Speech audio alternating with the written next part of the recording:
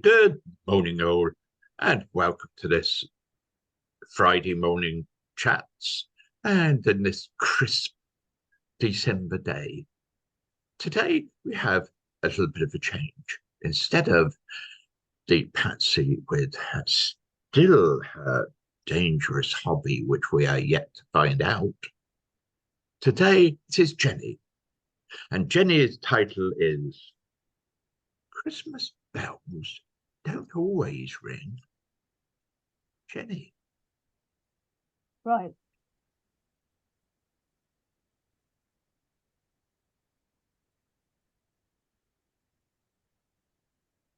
Shall I start? I've looked back on all the Christmases I can remember. My husband had fun recommending some as well. Yeah. But as you know, I came out of poverty, but we did have well-off relations who lived in Hornchurch, Gideon Park, those areas of London. So I went to a Christmas party at my Auntie Peggy's house. Her husband was head teacher in a school in the Docklands in London. And at this meeting were some pretty well-known people in the London area. And my brother Roger was with me. My brother Roger later died when he was about 50 from the after effects of polio and other things. So I would have had another brother around if he'd been there. And I remembered there was a disabled friend of my aunt's and uncle's family who was playing the piano, classical music. It was absolutely wonderful for a little child like me. And it relaxed everybody. We heard many years afterwards that he died from his disabilities. At the bottom of my aunt's garden in Hornchurch was a railway line. She also had a pond at the bottom of her garden full of goldfish and other things which were fascinating for us children. My brother rushed down to watch a train go through, stepped backwards and fell straight into the pond for Christmas Day. Having got him out, cleaned him up, dried him as best as could and put other clothes on him, he joined us for all the other events that were going on, and there were a lot of people there. I know one of them was a friend of my aunt's family, and his father became the chair of BOAC eventually. So it was a different world from the one I was used to. Anyway, after we had a lunch, we had a big get-together and party, and more people started arriving. My brother went down to the railway to watch the train going. Guess what he did? So he fell in for a second time on Christmas Day and had to be dried out and cleaned up. One of the men who was at the party, we had this table covered in cakes, jellies, pies, everything else that you get at Christmas. And just before we were all going to start taking things off the table, he threw a knife right through the jelly and it split straight in two and laid there on the tablecloth. And my brother and I were waiting for the storm and him to get told off. He didn't. He was an adult. Adults don't tell other adults off. We learnt a lesson there. But it was fascinating. Being among people like that. So I didn't actually have a normal life. every now and again I went to the pot centre. And that aunt was wonderful. When I eventually left school, she took me out in London and bought me a good dress so that I could go for interviews in it, and helped me with all sorts of things. And she used to tell me things about how women looked after themselves, and my mother hadn't at all. So I had strong other women in my life, but a mother that was intent on making me do all the housework and all the rest of it. So I sneaked off most of the time and went into the garden with my dad. The Christmas party was fun, and my aunt had an old-fashioned musical box, and we children were allowed to play. Some of the things on the musical box, which was lovely. I'd never seen one before, and we were fascinated by it. Remember that this was during the war, and there was rationing, so really can't explain why that table was so full of food like it was that day. Oh, where it came from, I don't know. I think everybody had bought a contribution. Yeah, Jenny, Yes. might I ask you a question about the musical box? Yes. I'm wondering if it was the same. I mean, it's so long ago. I was a small child, like around 3, and there certainly was a musical box in the house, and I'm wondering whether it was the same kind of musical box.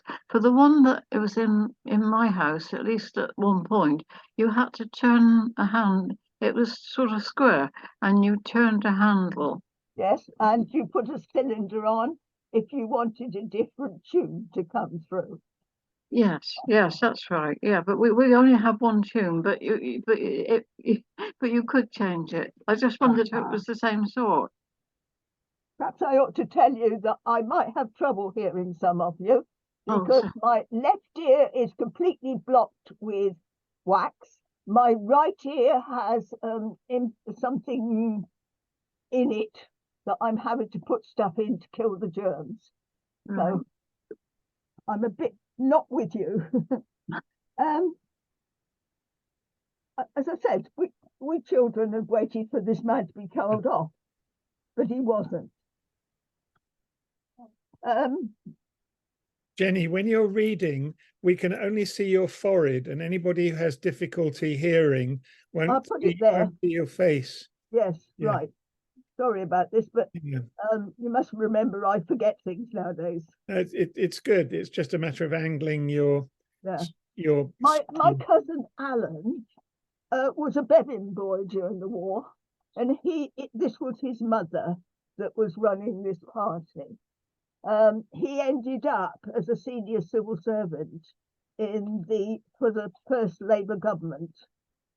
And I mean, the man who threw the knife, his family came from British Airways. I knew that, so I can't explain. It was that sort of room at the time, and it was an eye opener for me. And also, my aunt certainly worked very hard to try to help me not look like I've come out of poverty. Over the years, I was sent there, and when my mother was ill, Uncle Ben helped me, gave me books to read and all sorts of things. And his son, I mean, it was just like having a different world every now and again. Other Christmases were spent at home at Thatcham, and they were a lot starker. We had an outside loo that always froze in winter. After the war, our father kept rabbits and chickens. He used to leave killing them for our dinner to the very last minute, and we knew that he really hated having to do it. I always remembered his hands holding small chicks. He clearly loved them. We used to go with him to the market in Newbury and come home with chicks in a small box. In winter, we made a barrier in part of our living room where chicks were reared until the weather got warmer. So you would listen to the radio, which was all we had in those days, with a lot of squeaks and noise from them as they were in the same room. These were the days when Dick Barton and Itmar were around, and one Christmas I was slightly older and I woke up to a lovely green nylon dress, which was such a surprise as I knew how short money was in the family. I was absolutely amazed to get that dress. Our grandmother came to live with us until she got too ill for my mother to be able to cope, and this was during the war. She went into a private nursing home on the west side of Newbury. My Uncle Tom paid for this initially, but when our grandfather became ill, he could not find the money to pay for the two of them, and she ended up in the infirmary in Newbury, which was next to the workhouse. So I was being trotted up to see my grandmother. Always used to have the blue bows in her hair, which I thought was a bit not right. But that's the way it was in those days. And Uncle Tom just couldn't afford to pay for two. So my grandfather was in London in a Roman Catholic home, and my grandmother was in the one in the the south side of Newbury. Going to the infirmary opened the door to see what happened to older people when they could no longer contribute towards the world, as the infirmary was also near the homeless men's hostel. I saw many homeless who had been affected by the Second World War. And I'm telling you this as I am sure it was an open door to my caring about what happened to people who no longer worked or can earn money. I'm sure I was not liking what I saw and the way some of them were being treated. The one thing I remember about Grandma, she left her disabled wheelchair behind after she went into the nursing home. And one day at the end of the war, we had a lot of snow. And my mother put my brother and I in this wheelchair and pushed her into the village so we could get into a warm place because we hadn't any heating in the house. My grandmother at O'Sullivan used to read the family's hands on their visits and was supposed to be psychic, but she always refused to read mine. I also saw a lot of London during and after the war by going by train into Paddington Station. Even now, as I go into Paddington, I can remember what the effects of the bombs. In the underground, people were sleeping during the war along the sides of the station. And I was puzzled about men wearing pajamas when they slept in the beds like that, but they obviously wanted to survive. I married my husband in the late 1950s, and that was a massive change, going away from poverty to having not lots of money, but enough to be able to afford some things. It really did open a new door to me. We moved into a completely different world. The first winter, we lived in an army house in Hermitage in Berkshire, and I and another wife called Rita went for a walk in the snow, and this was about Christmas time. I was pregnant, and I ended up falling into a snowdrift. She couldn't get me out, I couldn't get me out, so I had to be rescued. that was my eldest daughter coming into the world, as it were.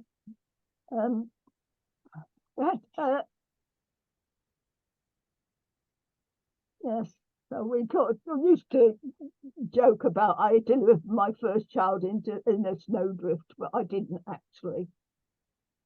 And what was lovely was I had a bath with fresh water in it, whereas I'd had to share it in a big family. That made a lot of difference.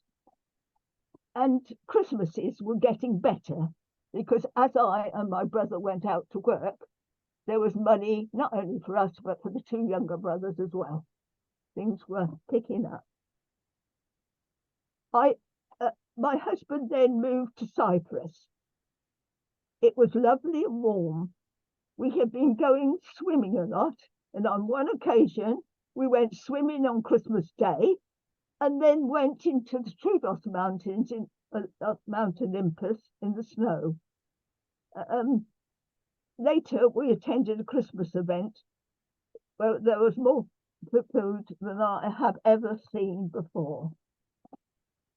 My husband was a corporal when he first arrived in the island, and he became a sergeant after a year there. This meant attending the canteen at first, and then with the ordinary ranks, and then moving on into the officers' mess at the end of the posting. And we got into trouble because sometimes we would not go to the officers' mess, we would go with the ordinary ranks again where we had friends. And they told us off. After these events, all the food left over was put into the buckets, and Christmas was one of them. And then two dogs, which had been adopted by the troops. One was called Feet, as he had big paws. The dogs not only ate all the leftover food, like jellies, sandwiches, cakes, they also ended up consuming some of the Christmas decorations, cracker paper, etc. as well. I hate to think what those dogs' stomachs were like. After Christmas time, I remember going to swim in the sea off the coast in Cyprus, and then later climbing the Troodos Mountains straight into skiing and rolling around in the snow. So it was like two worlds alongside each other. All the children had presents at these events, and I remember when driving home in a car after one of the Christmas events, we were stopped by a policeman who put his finger on our windscreen and said, "Oh, it's raining mud." And we said yes. We assumed it had all been picked up in the Sahara Desert and was being dumped on Cyprus at the time. Two other incidents come to mind. Being pregnant again with our second daughter, we were in a bus going up the Troodos Mountains, and the engine stopped. The majority of passengers got out and walked up to the top of the mountain. Two of us, the other woman had some problems with her lungs, and the driver were left with the bus. Eventually, the driver got the bus engine going again, and we two women pushed it back onto the road. Sadly, it then stopped again, so we had to wait it for a longer time to be rescued. I was pregnant with Caroline at that time. If you remember, after Cyprus, I left with 3 children, and I told you in one of the other talks about living in a Nissen hut where the floors had sunk and the ivy was growing up inside my bedroom walls. And when I sat in the bath, I could see the grass waving outside. It was horrendous. It was so big. That was the other thing. There was one stone right in the middle, but it was so massive, and we couldn't possibly have used all the rooms in it. It was next to a conker tree, and it was autumn, and the Quaker decided to go bonk, bonk, bonk, bonk, bonk on the roof. So I was being woken up all the time. I wrote a lot of poetry. It's not in these notes, but I did. I wrote a lot of poetry during that time. And looking back at it, of some of it, I think that was quite good. It's quite nice, some of what I said, because I was experiencing them. The other wives were all in houses about 2 miles away, put there by the army.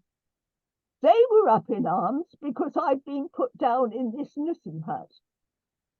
And they knew that it was because when we were in Cyprus, we'd refused to go and live in the army camp in the houses there, as we said we wanted to live among the Cypriot population and learn about the country. And the officers didn't like that. They liked to have people exactly where they could see them and how they could control them. Whereas I was doing things like getting pots of baby food, which was cheaper out of the nappy, and taking it to some of the women who were surrounding me that were having babies, living in houses around me. I suppose I was supposed to do as I was told, but somehow or other never learned that one. It's doing what you think morally you should do. My husband then came back in December with the car just before Christmas. And he said, I'm taking you away. We're going to go to Germany where he's been posted. So we put all the clothes, bedding, anything we could in the back of the car on the floor, made it into a bed for the children. The roof was absolutely covered with suitcases and everything we had. And we drove off to get back to Germany.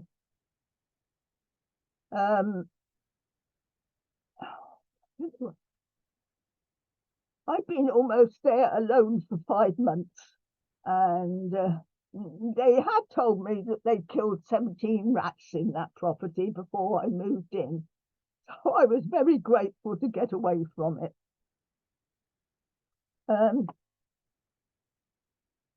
The bed had to have the 3 children, as I said, and the roof was loaded. We got lost twice going through Europe after we'd come out over the other side. We went the wrong way on a one-way system, and goodness knows. And along the route, and arrived at the hostel in Rheindahlem after midnight on Christmas Day. When the story got out among other army families, they were very angry about the bad handling we'd been given in Britain, and also the way my husband had rescued his family without the help of the armed forces. He moved us into a hostel outside Dusseldorf.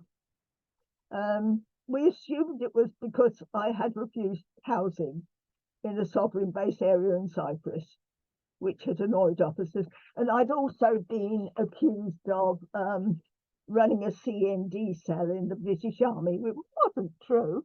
What we'd done in Cyprus was the young men in the unit, because Ziggy was so far away from Limassol, used to come into the life and all the events that were going on in Limassol, and then come to us to sleep in our spare bedroom we had then in that house bungalow in Limassol. And my husband, at 6 o'clock in the morning, would pile them all into a car and take them into camp.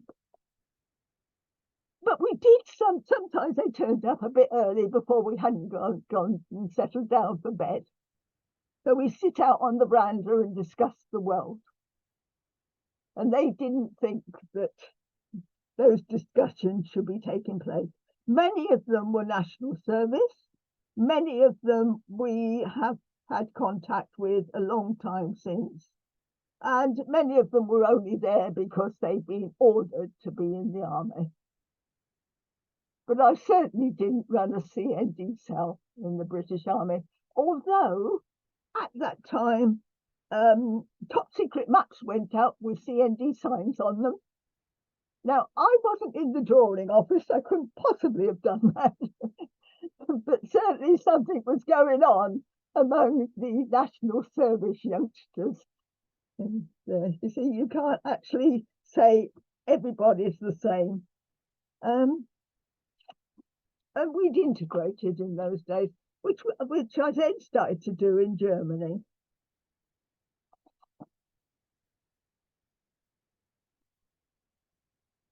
Can I say that once we got back to the UK after Germany, and I mean, I learned German. I used to go to the German pictures by myself to try and help my ear pick up the language. And I used to shop in the German shop, and my husband got told one day, your wife was in the middle of Düsseldorf at a bus stop. What was she doing there? And he said, coming home from the cinema. So but it's interesting, isn't it? The establishment like to keep control over you. I've had some good Christmases since, and some bad Christmases since. But I don't think anybody has been in a car going through Europe on Christmas Eve and Christmas Day alone. And I do think about often the people that were refugees that were in a camp in Düsseldorf, and they didn't have a proper roof over their heads, and they had tents as well as other things there. And I worried about them. Despite workers, they were called. And I often hope that they got better life, because what was happening in the hostels is as one person got out of a bed, another person will get in to sleep and go on, take over their shift. And we don't seem to, I think racism sometimes comes into these decisions made by people. And I have had some absolutely brilliant times in the past at Christmas, and other times been bad ones. But at the end of the day, I'm still walking by people on our streets that are begging, that haven't got a roof over their head, and I worry about what happens to them in the holidays. I'm not quite the talk you expected, but that was life for some of us. And when I got back to UK, my children were speaking bits of Greek Cypriot, mixed up with German, and a little bit of English. And my mother said, what have you done to them? They are. What are they like on languages now, Jenny? Pardon? Your children, what are they like on languages? Do they still speak any German? Or my son speaks French because his wife's French. They don't seem to remember it now. It's really funny, isn't it? People, if you don't use it, it goes. Whereas somehow or other, it hasn't gone with me, but perhaps that was the language scheme. We were working among different nationalities in Bristol. I think it must make a change to children's awareness of, I don't know, their philosophical awareness, simply to know that ideas can be expressed in so many different ways, which you do know. when you're used to expressing yourself in more than one language. I think that can be really valuable for your brain. That's just theory. It's not my area or anything. I did wonder about telling you about the TA in Surrey that my husband was then posted to, because we used to run a skiffle match to raise money for charities. I worked alongside a couple who'd been one of the families that rescued young people that had been in the concentration camps and looked after them. They'd gone out to Germany to help sort the mess out and to help the children get over some of the illnesses they had. So it was, I do wonder whether our Maker threw me in the deep end on purpose. It's often crossed my mind. Nobody had a life like this. And my husband and he'd insisted when we were in Bristol at Hermitage that I should be able to shoot a gun. And I didn't like shooting guns, but I ended up top of the women's shooting a gun. I haven't got one in the house and I wouldn't have it near me, but it was a pressure that was being brought on me. I think because he thought I was going into foreign countries and I might need to use one, but we never had one in the house. I wouldn't have it. Mm. And during those times, I ended top of the women's score and my husband ended top of the men's score. So I don't know what was going on there. But that taught me a lot as well, because I had to think about why I wasn't doing the normal things that an army wife would do. And most army wives just rolled over and let it happen.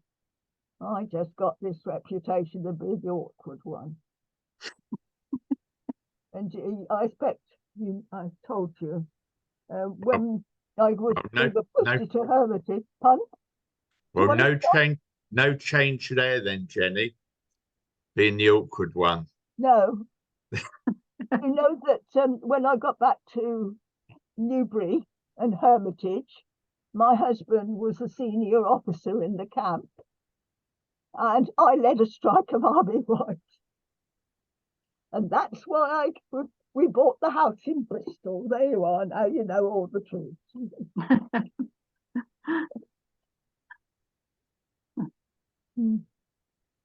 I was you're talking about people just staying in camps and all that lot. I was coming back from Germany once after visiting a friend, and sitting beside me was a young lady, and we got into discussion of what had been happening. I told her where I'd been, and she said she was visiting her boyfriend in one of the army camps there. And I said, "Oh, do you go out and go to pubs and things like that?" She said, "Oh, no, we stay in the camp." Okay. Germany has got some wonderful food, hasn't it?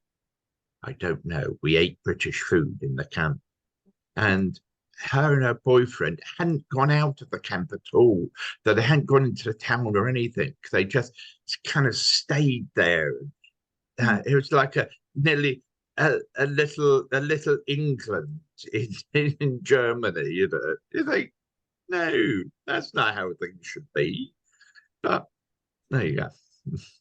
Yeah. My husband was teaching one of the guards on the camp in Cyprus, and helping him with he was filling in lots of information and doing lots of work to get a degree so that he could come to England, which he did eventually, and take a degree in England to help him get on in life. So I had a dining room that was a classroom sometimes.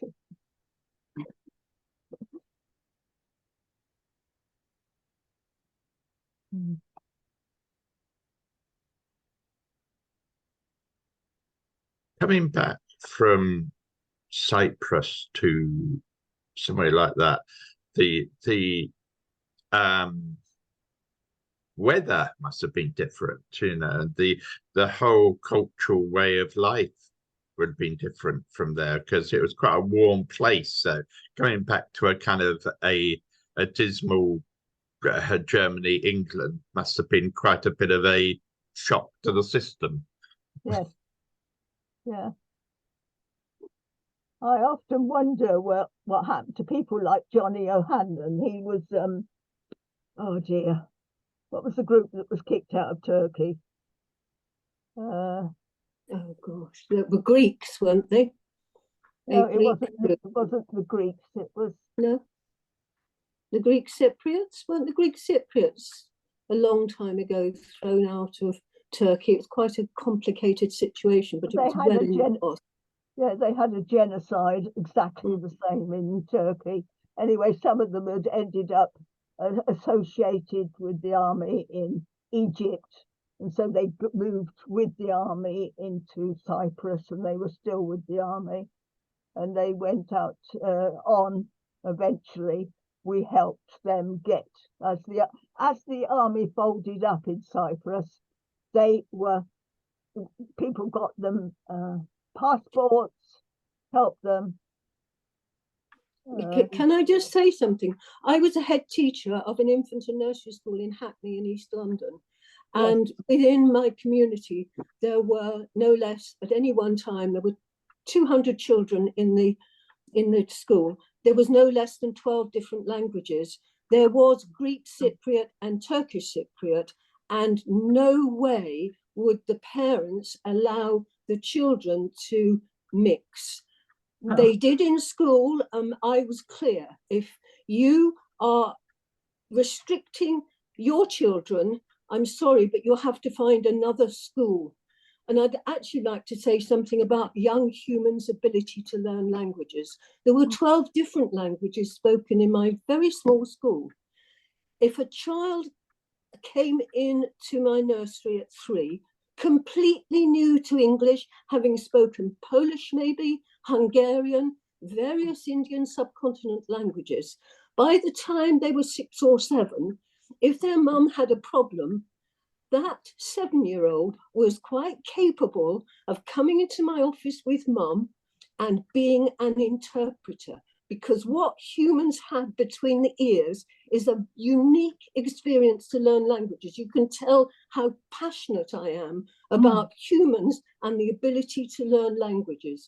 And those children were new to English at 3, interpreting in English, and they were sitting in it, and some of them manipulated. I could tell by what they were doing. They were exaggerating the problem that they said they had with another child in order to get brownie points from me. But young humans are amazing in their ability to learn languages. Let us never forget that. Anyway, I've remembered they were Armenian refugees. And what happened to Armenia looks like it's happening now in Israel. Yep. Yeah, exactly the same. The French have a saying, plus ça change, plus c'est the même chose. The more things change, unfortunately, the more they stay the same. And what's happening in that area, part of the world, is wickedness. Sorry, I get very emotional even thinking about it. It's wickedness. Yes, yeah, I do. I get very, very angry. I have to hold it back to be logical. There is a David Moore introduced a family to central meeting of Amina. She comes from Pakistan, and she came over and then had to fight to get her children to come across as well, you know. And so we met them a couple of times, but they were learning English at one of the schools, and like you said, Angela, they were very quick. They learned it in what, months, very quickly, to be able to actually discuss with people on that type of thing. So that's quite remarkable how they pick it up. And a translator friend of mine said one of the reasons for that is the difference between adults and children is that when children make a mistake, they laugh about it. Oh, I got that wrong. Ha ha ha. If the adult gets very embarrassed about actually not being able to say the thing properly, and finds it hard to actually learn it, because unlike children don't mind the occasional embarrassment. They find it funny more than awkward. Has anyone noticed whether that theory of mine has any substance? The fact that if you are exposed to several languages at a time at that early stage in your life, do you agree with me that it seems to have an expansive, what's the word I'm looking for, effect on how you think and how you feel about it? I can say something. What happens to the human ear after 7 is the human ear stops being able to hear and replicate any sound. So the children in my nursery, hearing English, would be able to speak English, learn to articulate all the sounds of English absolutely accurately. But if a young human of 7 or 8 starts to learn English, they may not be able to replicate all the different sounds of English. It is about how amazing humans are with language, I think. Mm, mm.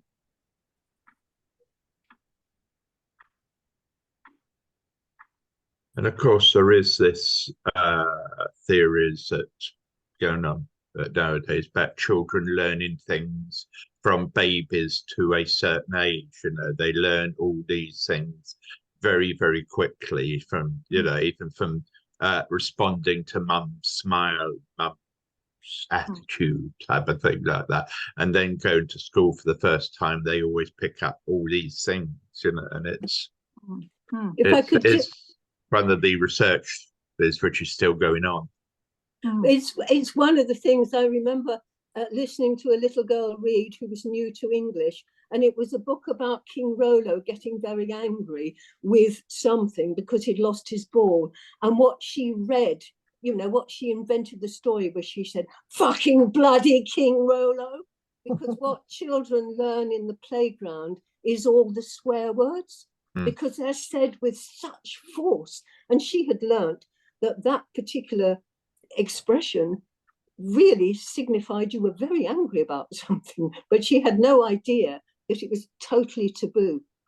Totally taboo.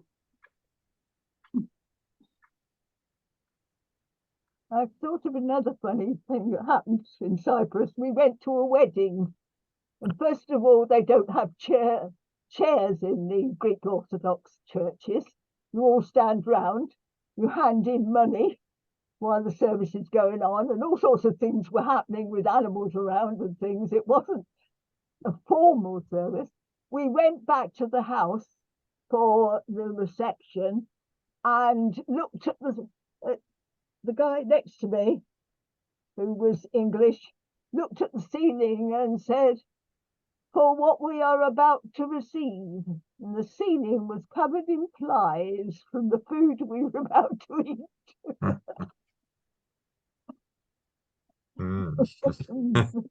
And good manners are, you eat it. That's good. As Granny would say, that a little bit of dirt didn't do anybody any good, any harm. But there you are. That's my childhood. Do you know that you talked about Greek Orthodox Church? You know that phrase where the phrase "the weakest shall go to the wall" comes from? The fact that if you were weak in a Greek Orthodox church, you went and sat by the stone benches at the wall. And that was where that phrase comes from. And I was fascinated by those type of phrases. It's been interpreted as something totally different by others. Anyway, Patsy, apologies. It wasn't all about Happy Christmas. That's but all right. there were a lot of Christmases. Oh, it's still really interesting. Thank you. You know. Anybody want to say anything about their Christmases?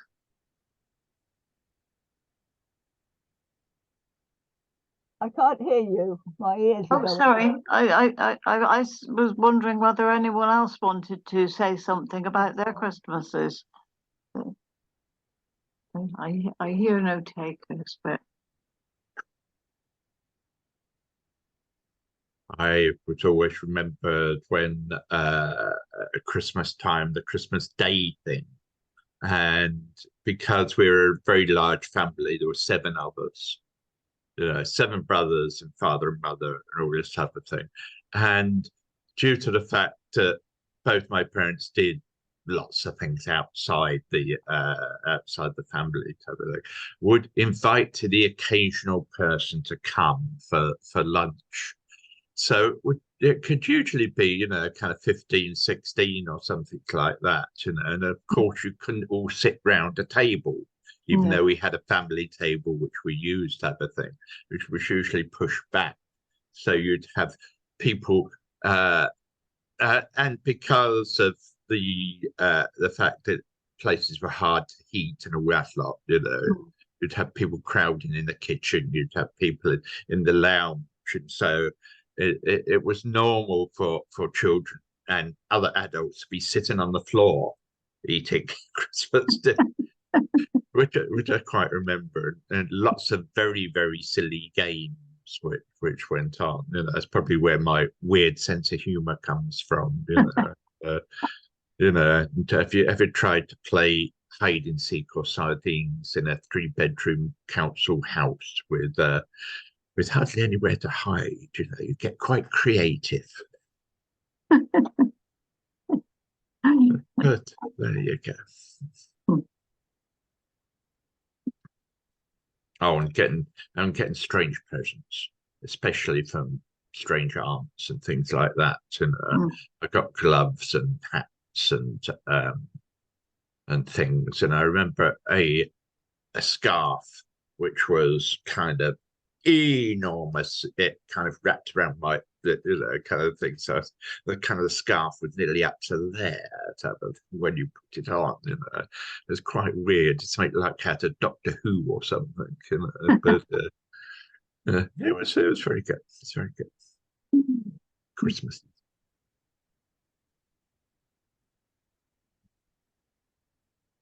yeah, I think we all. I mean, I really love Christmas. When I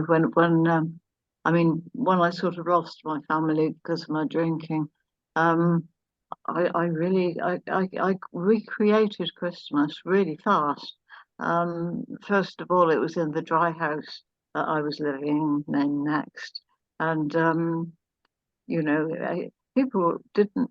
A lot of us haven't got a family anymore, effectively, but it was amazing how, with it being Christmas Day, you could still recreate that sort of family fun and joy, really.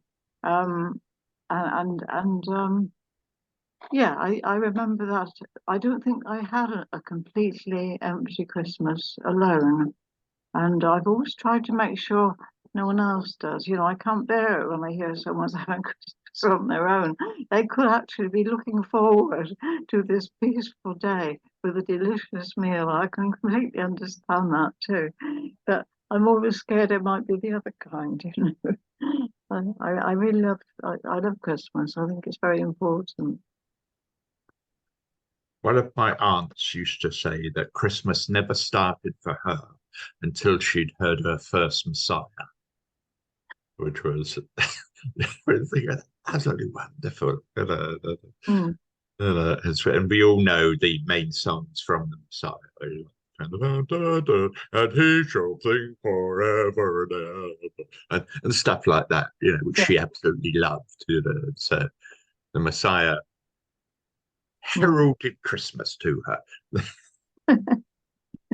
Christmas carols are great as well. I like Christmas carols. I don't mind if people start Christmas carols earlier. That's fine by me.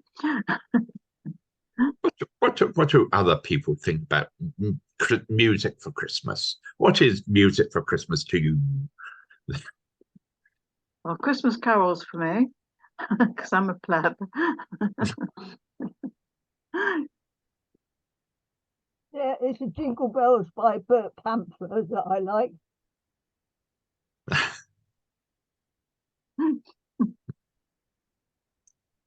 Nobody else likes anything. Oh, we are a sorrowful lot today.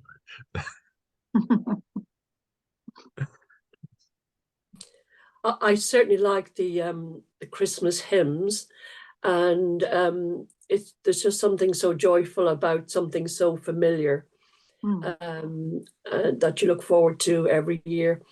And then occasionally, maybe the choir might sing something modern or different. But as long as we could sing all the familiar ones, I just absolutely love that. There is something really joyful about Christmas. It doesn't seem to me to be any. Do you think it's most to do with the turning of the seasons? Is there something in us which recognizes that Earth is very dark at this point, and that we absolutely must celebrate? I don't know. I mean, I just feel happy. I'm not aware of having to lighten the darkness, so to speak. But I wonder if that's what's behind it.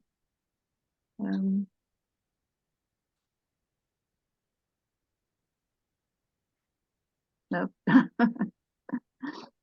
Right. Well, good friends, I think we have come to the natural end of this today. And, well, thank you for coming. And next week,